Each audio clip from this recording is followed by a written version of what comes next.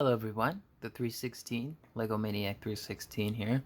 I'm back with another Lightning Collection review, and this time it is of the Lost Galaxy Magna Defender, who came out in Wave 2 and retailed originally for $19.99. And for $19.99, this is a very, very hefty figure. There's so much going on with this figure. That it's got a nice heft to it, it's big, there's tons of accessories. Let's go ahead and jump right in. So let's start with the accessories. So he comes with his Magna Sword, of course, but really, really neat is that it also comes with the sheath. So if you wanted to sheath it, you could sheath it, take it out of his hand, and he's got a little bandolier here so that, fix that. He's got a little bandolier here and a little peg, and you can just peg that on. That's fantastic. That's when originally I opened this figure, I thought, sword looks kind of weird. And then I saw the gold inside, and I'm like, wait a minute, it's a sheath. So yeah, that's really cool that they came with the sword and the sheath. You know, they didn't have to do that. They could have just been like, here's a sword. But no, they went the extra mile, made the sword, made the sheath, and you can put it on his bandolier. That's fantastic. Not only did they make the sword, but they also made the Magna Blaster, which is a separate piece. They didn't make the sword transform on its own, but you know what? That's okay. It's not that big a deal. I mean, it's still a pretty cool blaster, Magna Blaster. And you can put that on. So the big part of the blast effect goes up here, and you just plug it in, and then he can hold that. If I can. Alright, I'm just gonna. Sometimes his hand doesn't like to really accept the pieces. Yeah. Alright, and then he can hold it like it. If I can grab it. There you go. So yeah, he can hold that with both hands. He does come with two trigger fingery holding hands. But this one's actually the alternate hand where it's a little bit more open so that he can accommodate for the pump there. Now, it doesn't actually pump. This is all just one solid piece. If that actually moved, I'd be like, yeah, this is an 11 out of 10 figure, but this figure already has so much going for it. Doesn't really matter. And then his last accessory is a very open hand. So, like, if he wants to, you know, challenge someone, like, you dare challenge me? Anyway, but let's get into the figure itself, because, wow. I mean, like, this was $20 when it originally released. It's crazy. Like, this is a hefty figure. It's unfortunate that it doesn't come with a Mike Corbett head, because the Hasbro officially said that like this is the villain Magna Defender, because at that time every wave had a villain or a villain-esque figure. So the first wave had Zed, second wave had him, third wave, etc., etc. But wow. I don't even know where to start with this figure. I guess let's just start with the overall paint job, because I have very little issue with the paint job on this figure. It isn't completely, on point in every spot. I think the biggest noticeable problem here is the waist here.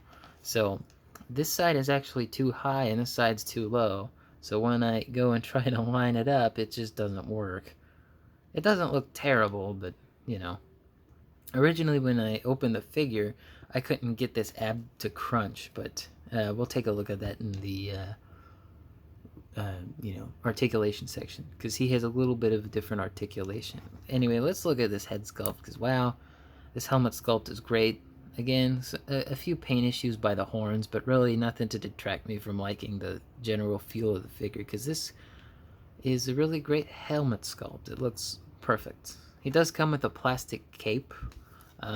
What's nice about it is that you can take it off, so like you can unpay it from the top here, but I tried to take it out from the back here, but it's plugged into two sections and it's like really in there. It's almost like it's either glued or molded to the back of it. I don't want to pull it the rest of the way out, but you could do it if you wanted to. I don't recommend it.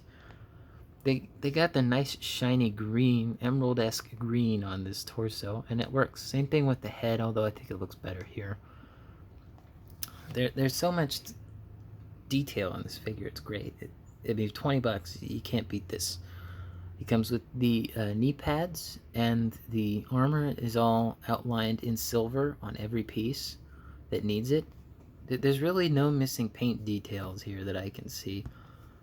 What's nice about the cape, even though it's plastic, it doesn't really get in the way, and it flows very naturally, and it works very well. It's red on the underneath, so this is all painted on the back as far as I can see. It may be dual molded, but I doubt it, because I mean, look how thin the black is. It's not very thick on there. But like if you look at the cape here, you can like move it out of the way if you really wanted to. You could even like bunch it up in the back here, but you know, this figure didn't really need a cloth cape. I think it looks good with the plastic cape. It doesn't get in the way. It flows nice. It's good. All right. I think the biggest thing here is that his articulation is pretty much the same as any other figure, but it's just slightly different because he's got shoulder pads that can move and hold their position. So he can put his arms all the way up, but maybe not to the degree as one of the other figures back there, but he can do it. I'm glad that they accommodated that, and all that is just it's hinged into the torso piece, and I believe that you can remove them, but again, wouldn't recommend it just like the cape. I've tried my damnedest to get this head mold off, but I just can't seem to get it off. It's like really on there, and I just don't want to damage it. You probably could get it off, but again, don't recommend it. I'm just gonna leave it. So articulation, pretty much the exact same, but if you do get this figure, the ab crunch might be stuck in the box. Like it was stuck on mine. But I mean, it's very hard to do the ab crunch on this figure, but you can do it, as you can see. So, you know, you can have him sitting down if you want, you know, Magna sit. And then any other articulation, he's got a ball joint up here, which feels really nice. And it doesn't break the sculpt either, which I thought it would. And then, you know, he's got the double jointed elbows. You already saw that he has the ratchet here to go up and down. He's got the forearm. He does have butterfly joints, but it kind of gets in the way. The torso molding does. You can do it. It's just, it's really not that much. Like, he can go back a bit further than he can go forward. So, like, you can get him to move forward on it, but again, just be careful with it. Anyway, he does have upper thigh here, as you can see. And then, you know, this is on a little ball joint up here, so you can move that as much as you can. And then his back, his knee here, if I can pivot it up. Sometimes these joints are really hard to move out of the box. Sometimes you need a hairdryer, but he can almost kick his ass. It's very close, but he can get a bit of heel. You know, he can almost touch. And of course, it's got a pivot. What's nice though about this figure is that if I turn this, he's actually got a rotation at the ankle rather than up at the leg here, which is really nice. It doesn't really give any extra posability, but it's really nice that they included that so as to not break the sculpt up here. And all of this figure is plastic except for the bandolier, which is only attached to the side right here, and then the cape. Everything else is hard plastic, even the torso. Usually they make the torsos and any other like armor pieces out of soft rubber, but they made this out of nice and hard plastic. Let's go ahead and take a look at some size comparisons here.